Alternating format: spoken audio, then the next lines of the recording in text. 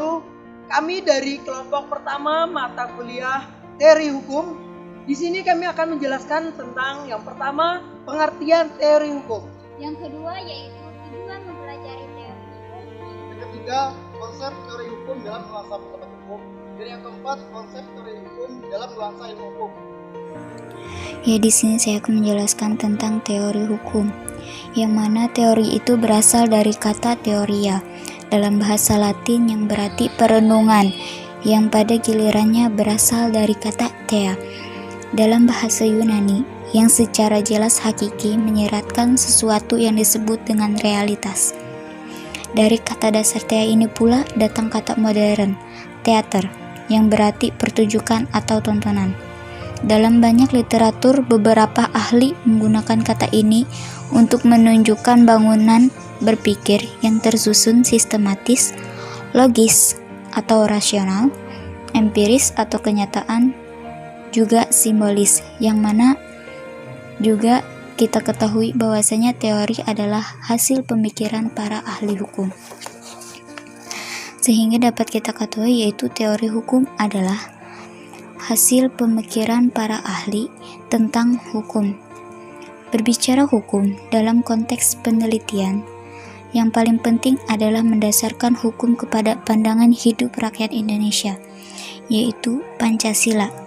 Bagaimana juga budaya hukum sebagai bagian dari sistem hukum Indonesia.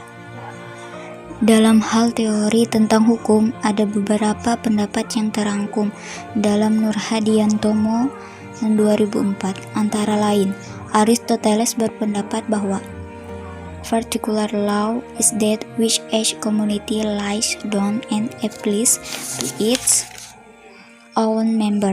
Universal law is the of nature. Di sini Aristoteles membedakan antara hukum yang khusus dengan hukum yang universal. Hukum yang khusus berlaku dan diterapkan pada anggotanya, sedangkan hukum yang universal adalah hukum alam. Tujuan mempelajari teori hukum adalah ketika kita melakukan pendalaman metodologis pada dasar dan latar belakang dalam mempelajari hukum dalam arti yang luas, agar memperoleh pengetahuan yang lebih baik dan uraian yang lebih jelas, tentunya masuk akal tentang bahan-bahan yuridis. Karena tujuan mempelajari teori hukum demikian, pengendapan metodologis, sehingga problematika atau permasalahan teori hukum ialah bagaimana atau caranya hakim memutuskan sebuah perkara sesuai dengan aturan yang mana mengkaji sebuah masalah melalui teori hukum tersebut. Pembentuk undang-undang dan ilmuwan dalam bekerja.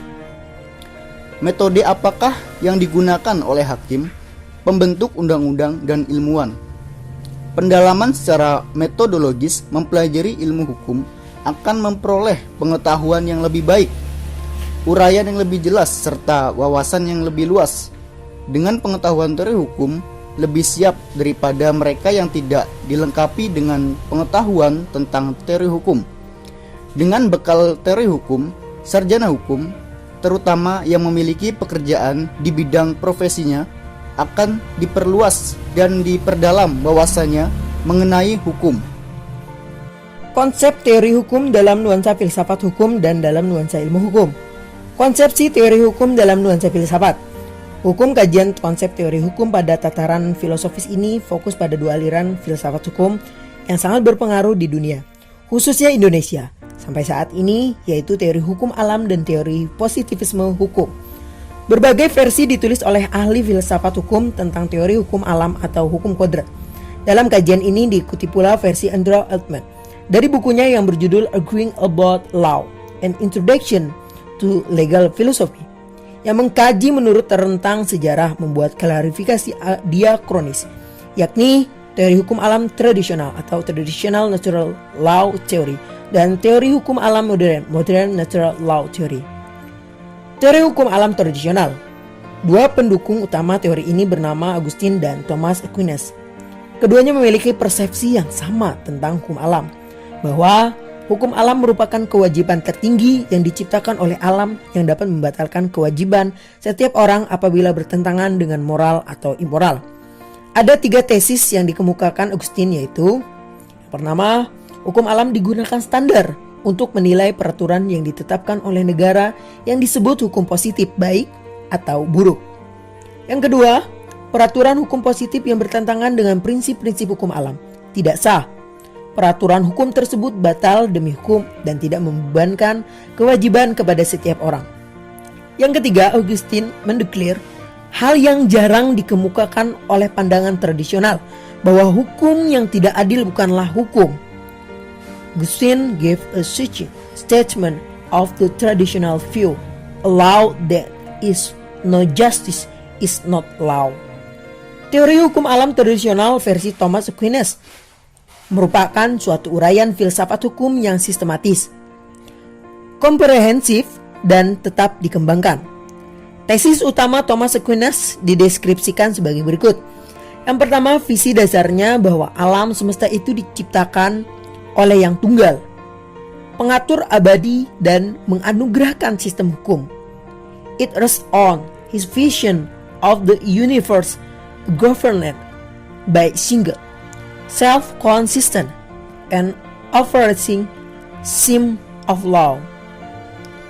Yang kedua, keseluruhan sistem itu didasarkan pada arahan dan otoritas pembentukan hukum dan hakim tertinggi, yakni Tuhan. The entire system is under direction and authority of the super law giver and judge good. Sistem hukum ini dalam peningkatannya hierarki tersusun paling atas hukum abadi, hukum Tuhan, dan hukum alam, paling bawah hukum manusia. Human law achieves the lower tier of this system. Above it are internal law, divine law, and natural law. Yang keempat, hukum abadi itu terdiri atas asas-asas yang ditetapkan Tuhan untuk tindakan dan menggerakkan benda-benda yang memungkinkan setiap benda menampilkan fungsinya yang baik dalam keseluruhan tertib alam semesta. Yang kelima, hukum alam terdiri atas asas-asas khusus dari hukum abadi untuk umat manusia, seperti asas-asas yang dapat dikenali oleh kekuatan pikiran alamiah kita, dan asas-asas itu memadu ke arah apa yang baik bagi manusia.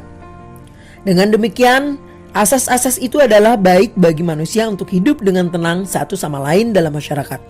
Dan karena itu, asas-asas hukum alam memerlukan larangan berperilaku jahat di masyarakat, seperti halnya pembunuhan dan pencurian.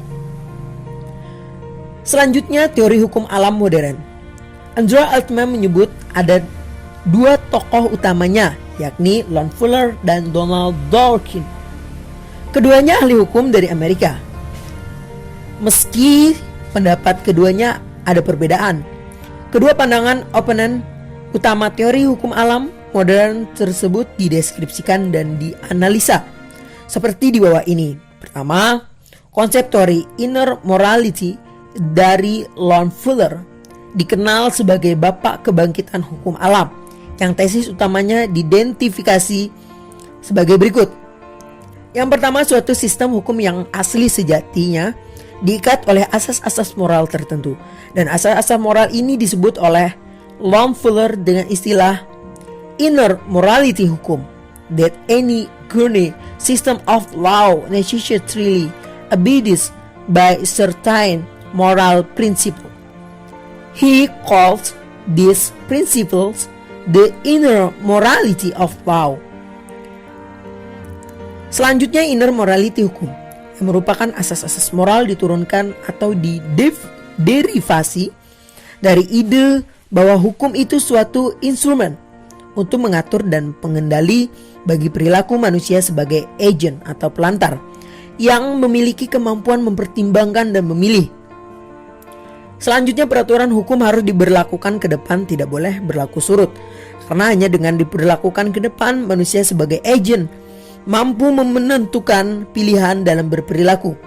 Sama halnya bahwa kaidah peraturan hukum harus relatif jelas, memungkinkan peraturan hukum yang berlaku dipatuhi. Selanjutnya, Fuller mengakui bahwa di antara ide dasar teori hukum alam dapat dipertahankan perlunya mengaitkan antara hukum positif dengan moralitas, dan keterkaitan itu berakar pada sifat hukum itu sendiri. Meskipun perlunya hubungan itu tidak sekuat pemikir-pemikir hukum alam yang mengemukakan postulat hukum positif yang tidak adil dan bertentangan dengan moral tidak perlu dipatuhi. Tetapi menurut Fuller, kemungkinan fakta jika sistem hukum yang tidak adil secara moral hukum positif itu tidak wajib dipatuhi. Selanjutnya diperingatkan pula lebih tegas bahwa inner morality tidak menjamin bahwa setiap sistem hukum genui itu adalah hukum yang adil. Dan apabila hukum itu secara serius tidak adil dari sisi moral fundamental, maka kewajiban prima facie, kewajiban utama untuk mematuhi harus dikesampingkan. Dengan perkataan lain, hukum yang tidak adil menurut moral secara fundamental tidak perlu ditaati. Dari 5 tesis utama teori inner morality, inti konsep teori hukum menurut Loeffler yakni sistem hukum genui asli selalu terikat pada asas-asas moral tertentu yang diberi istilah inner morality. Asas-asas moral inilah sejatinya yang menjadi dasar meningkatnya dan dihormatinya peraturan hukum. Selanjutnya teori hukum dalam ilmu hukum. Secara terminologi, teori dalam nuansa keilmuan ilmu hukum ini menjelaskan secara lebih jernih bekerjanya hukum di ruas jalur-jalur pengembangan hukum teoritikal dan praktikal. Oleh karena teori hukum dan nuansa ilmu hukum dapat berfungsi sebagai pisau analisis untuk membedah masalah-masalah fenomena hukum aktual dari penilaian-penilaian khas normatif yang merupakan esensi karakter keilmuan ilmu hukum sebagai ilmu normatif. Dalam lapisan ilmu hukum, sifat khas normatifnya ada pada ilmu hukum. Dogmatik atau dogmatika, hukum yang orang Belanda menyebutnya rechtsdogmatik, adalah ilmu tentang kaidah-kaidah hukum positif dan kasus-kasus aktual yuridik. Penulis mengidentifikasi teori hukum yang bergerak di ruas jalur aliran teoritikal praktikal berturut-turut seperti di bawah ini. Jan van Gichel dan Mark van Hoecke sistematik ilmu hukum menjadikan filsafat hukum sebagai meta-meta teori dan teori hukum meta teori dari dogmatik hukum.